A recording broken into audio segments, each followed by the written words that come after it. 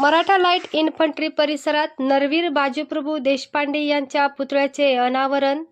कारगिल विजय दिनानिमित्त 109 इन्फंट्री बटालियनचा उपक्रम. कर्नल संजीव वाजपेयी यांच्या हस्ते 6 फूट उंची पुतळ्याचे लोकार्पण.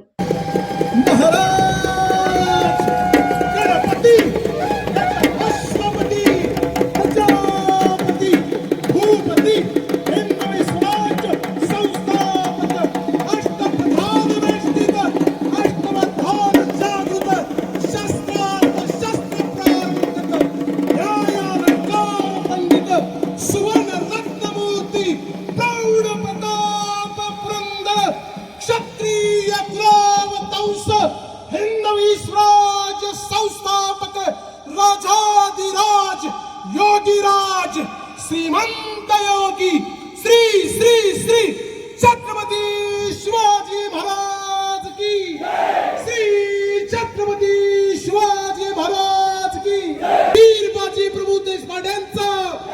कारगिल विजय दिनाचे औचित्य साधून 109 infantry battalion TA Maratha light infantry तर्फे मराठा लाईट इन्फंट्री परिसरात महान मराठा योद्धे नरवीर बाजीप्रभू देशपांडे यांच्या 6 फूट उंच भव्य पुतळ्याचे अनावरण शनिवारी उत्साहपूर्ण वातावरणात करण्यात आले. स्टेशन कमांडर तथा commanding officer colonel Sanjeev Vajpayee SM यांच्या हस्ते हा सोहळा पार पडला.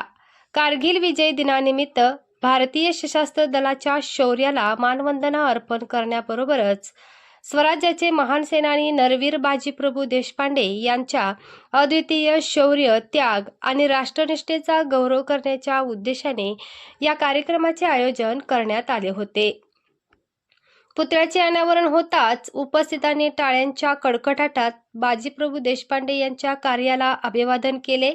या कार्यक्रमास जिल्ह्यातील सेवारत व निवृत्त लष्करी अधिकारी, जवान, माजी सैनिक तसेच विविध क्षेत्रातील मान्यवर मोठ्या संख्येने उपस्थित होते. उपस्थितांनी पुतळ्यास पुष्पहार अर्पण करून महान योद्ध्याच्या स्मृतीला विनम्र अभिवादन केले. कार्यक्रमादरम्यान लेझिम, झांजपथक, मर्दानी खेळ, पोवाडा आणि पारंपरिक मराठा युद्धकलेचे प्रभावी सादरीकरण करण्यात आले. या सांस्कृतिक कार्यक्रमामधून मराठ्यांच्या शौर्याच्या इतिहासाचे दर्शन घडले. देशभक्तीपर वातावरणात संपूर्ण परिसर दुमदुमून गेला. यावेळी कारगिल युद्धात शौर्य गाजविणाऱ्या भारतीय जवानांच्या पराक्रमाचे स्मरण करून त्यांना कृतज्ञतापूर्वक मानवंदना अर्पण करण्यात आली. तसेच नरवीर बाजीप्रभू देशपांडे यांच्या शौर्य, कर्तव्यनिष्ठा आणि बलिदान यांचा आदर्श नव्या पिढीने जोपासावा असा संदेश मान्यवरांनी दिला. कार्यक्रमाच्या यशस्वी आयोजनासाठी 109 infantry battalion TA Maratha light इन्फंट्रीच्या अधिकारी व जवानांनी विशेष परिश्रम घेतले. राष्ट्रभक्ती, शौर्य आणि मराठा परंपरेचा गौरव राखणारा हा सोहळा उपस्थितांच्या कायम स्मरणात राहील अशा भावना उपस्थितांनी व्यक्त केल्या. वेदिका न्यूजसाठी शिवाजी चव्हाण, कोल्हापूर.